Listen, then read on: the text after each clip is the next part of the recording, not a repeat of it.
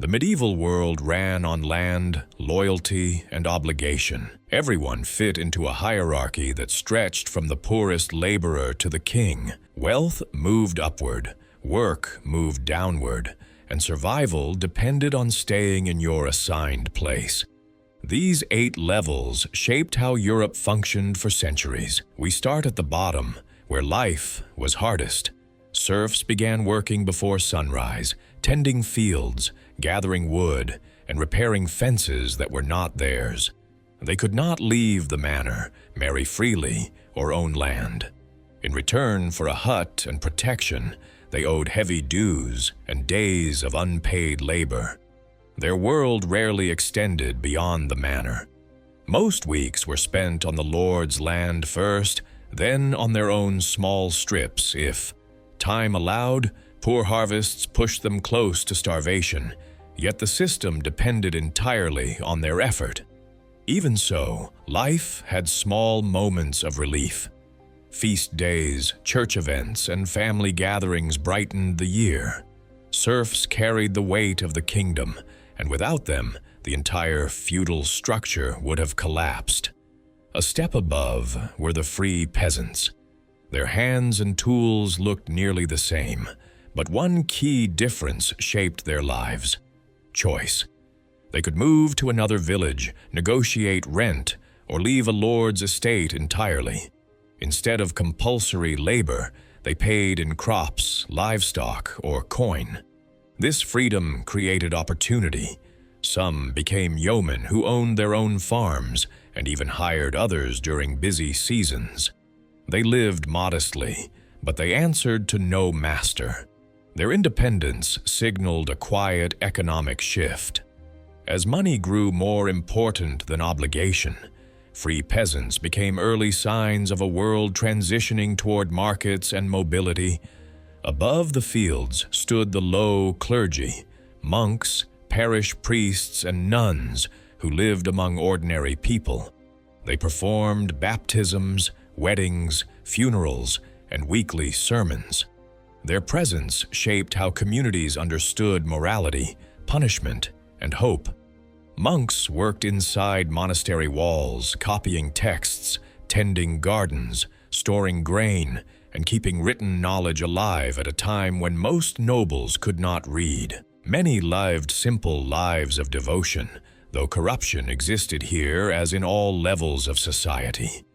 Faith touched every corner of medieval life, and the words of a local priest often carried as much weight as the orders of a local lord. For many people, the church was the bridge between their suffering and the promise of salvation. Beyond the villages and monasteries, a new force was rising inside growing towns. The burghers were merchants, traders, and skilled craftsmen who earned power not from land but from commerce. Their workshops and markets filled cities such as Bruges, Florence, and Lubeck with noise and energy guilds organized their world.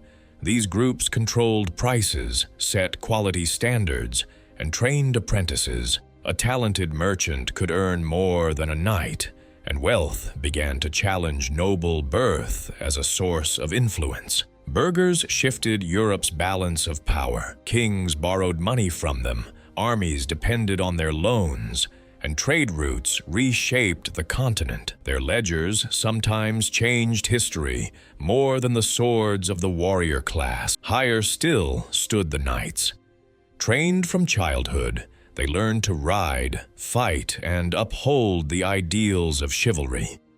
Reality often fell short of the ideal, yet knights remained the armored image of medieval authority. Their equipment was expensive, and many owed their rank to wealth as much as courage. Manuscripts, such as the Maciejowski Bible, show the brutal truth of their world: shattered lances, torn mail, and mud soaked with blood. To peasants, knights were both protectors and threats. To kings, they were necessary instruments of power. Their loyalty could secure a realm, and their ambition could destabilize it. Inside the glitter of chivalry lived a life defined by danger, honor, and dependence on the lords they served. Next on our list, the high clergy, including bishops and abbots, controlled vast estates. Their cathedrals rose above towns like reminders of divine authority carved in stone. The church owned enormous amounts of land, which brought wealth, influence, and armies. Bishops sat on royal councils and shaped political decisions. They crowned kings, advised rulers, and decided which conflicts carried spiritual approval. For ordinary people, they offered the path to salvation. For monarchs, they offered legitimacy. Operating between heaven and the throne, the high clergy held power that rivaled the greatest nobles. Many wielded it with conviction. Others used it for ambition. The great nobles were the king's power brokers. Dukes, counts, and barons ruled wide territories that functioned like personal kingdoms. Their castles guarded rivers, valleys, and trade routes. They collected taxes, enforced laws, and commanded armies of knights. In theory, they served the king. In practice, they could challenge him. Some were wealthy enough to rival the crown, and their support could decide the outcome of wars or rebellions. Agreements like Magna Carta showed how nobles could force rulers to bend. Their strength supported the realm, yet their ambition threatened it. Any shift in loyalty could change a kingdom's future overnight. At the top stood the king. All land, titles, and military authority flowed from him. He ruled by divine right, claiming the blessing of heaven. Strong kings, such as Philip II of France or Edward I of England, could bind nobles to their will. Weak rulers became dependent on stronger lords. Coronations mixed religion and politics, lifting a mortal man into a figure believed to hold God's favor. The king granted estates, settled disputes, and commanded armies.